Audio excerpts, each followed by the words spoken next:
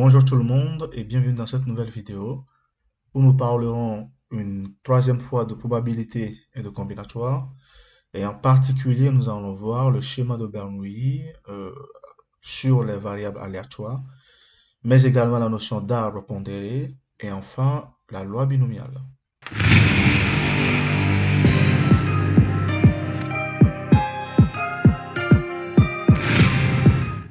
Voici l'énoncé du sujet.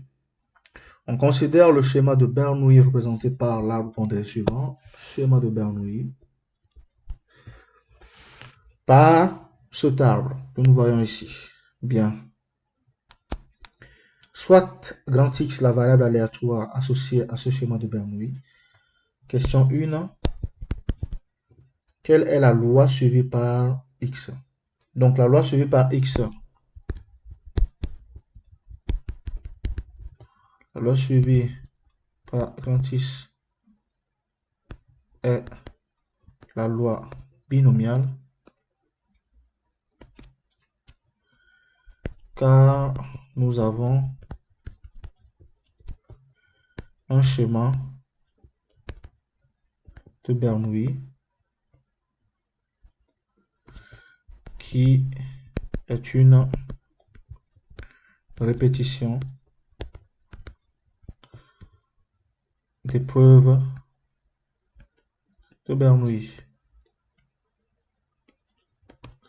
Donc X sur la loi binomiale qui se note grand B de paramètres n, p, tel que, voilà, n, c'est le nombre de répétitions de la loi. Ici, nous avons donc 3 répétitions. Et p, c'est la probabilité du succès qui est de 0,3. Cette loi, vous l'avez déjà vue dans votre cours, hein, donc pas la peine de vous faire un rappel sur le cours. Mais n'hésitez pas, si vous avez besoin d'un cours sur cette loi, dites-le moi. Je me ferai le plaisir de vous faire une autre vidéo là-dessus. Question 2. Déterminer P de grand X égale à 1 et P de grand X égale à 3. Alors, petit rappel de cours.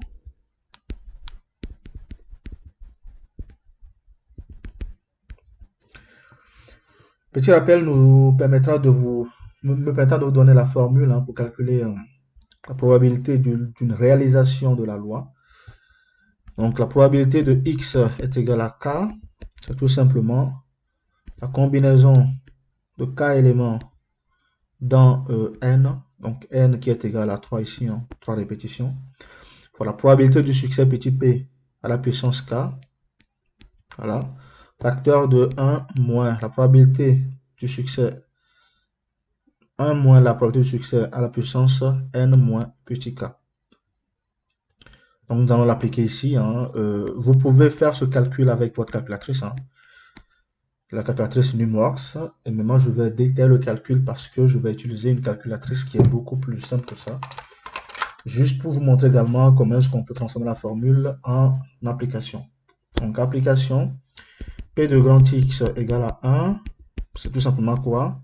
3, 1 fois petit p qui est 0,3 à la puissance 1, facteur de 1 moins 0,3 à la puissance 2, parce que 3 moins 1 ça fait 2. Et la combinaison c'est quoi? C'est tout simplement factoriel 3 sur factoriel 1 et factoriel 3 moins 1, donc ça fait factoriel 2. Ça me fait donc factoriel, bon, je continue le calcul. Hein. 0,3 à la puissance 1, ça fait 0,3 fois 1 moins 0,3 puissance 2, ça fait 0,7 à la puissance 2. Ce qui veut dire que P de grand X égale à 1. C'est tout simplement factoriel 3 sur factoriel 2, ça fait 3 fois 0,3 fois 0,7 au carré.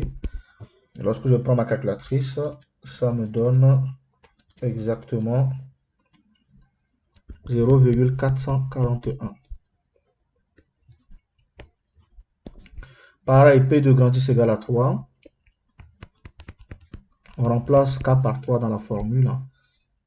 Donc K par 3 dans la formule, ça me fait donc 3, 3. Petit p qui est 0,3 à la puissance 3 fois 1 moins 0,3 à la puissance 3 moins 1 qui fait... Non, 3 moins 3 qui fait 0.